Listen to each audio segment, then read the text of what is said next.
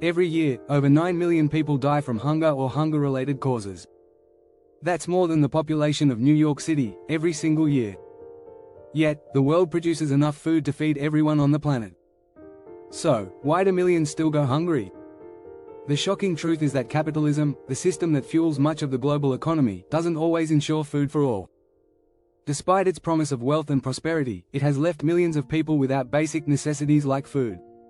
It's a system that thrives on profit, but at what cost? In this video, we'll dive into the uncomfortable reality of capitalism and world hunger. We'll explore how a system designed to generate wealth for some can leave so many without enough to eat. But we'll also ask, could capitalism change? Could it evolve to solve one of the world's most pressing problems? Stick around as we uncover surprising facts, challenge the system, and explore potential solutions you may not have heard about before. Chapter 1: The Hunger Game, a capitalist reality check. Capitalism has been hailed as the driving force behind economic growth and innovation. But when it comes to world hunger, can it actually solve the problem? Let's start with the numbers. According to the United Nations, nearly 800 million people around the world still suffer from chronic hunger. That's roughly 1 in 9 people. Yet, in a capitalist world that generates over $80 trillion in global GDP, how are so many still starving? A key issue lies in the distribution of resources. While some have access to an abundance of food, others are left out.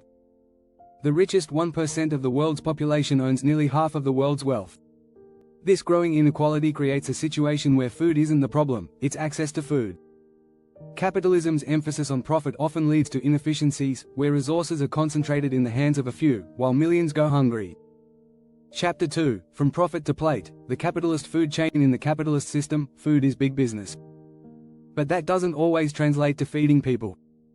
For example, in 2021, the global food industry was worth $8 trillion. Yet millions of tons of food are wasted annually, and hunger still persists.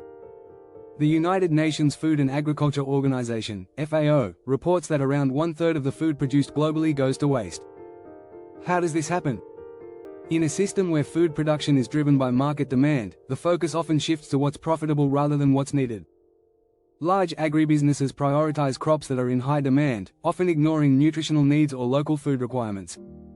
This results in a world where people go hungry despite an oversupply of food. Chapter 3: The Invisible Hands of Hunger, Capitalism's Dark Side. While capitalism has created incredible wealth, it's also brought about inequality. In 2020, Oxfam revealed that 2,153 billionaires saw their wealth increase by $1.9 trillion during the pandemic. Meanwhile, 150 million more people fell into extreme poverty. This wealth gap means that, while some people can afford expensive food, others can't even get the basics. The issue goes beyond just wealth inequality. Capitalism often exploits workers, especially in the agricultural sector. For example, many farm workers earn poverty wages, working long hours in harsh conditions. This leaves them with little to no resources to support their families, perpetuating cycles of hunger. Capitalism's focus on maximizing profits can sometimes mean neglecting the well-being of workers, which contributes to food insecurity. If you're enjoying the deep dive so far, don't forget to subscribe for more eye-opening content. Chapter 4: Feeding the Future, Could Innovation End World Hunger? Innovation in agriculture could be the key to addressing hunger. From genetically modified crops to lab-grown meat, the potential to solve food insecurity is there. Companies like Beyond Meat and Impossible Foods have demonstrated that plant-based products can provide sustainable alternatives to traditional meat, which is resource-intensive and costly. Vertical farming, which allows crops to be grown in stacked layers, could also help. This method uses up to 95% less water than traditional farming and is already being implemented in cities like New York. Innovations like these could make food production more efficient, especially in areas with limited resources. However, while these innovations have promise, they are often costly and require large investments, making it uncertain whether capitalism can make these solutions widely accessible. Chapter 5: The Bottom Line versus the Bottomless Bowl, Does Charity Work?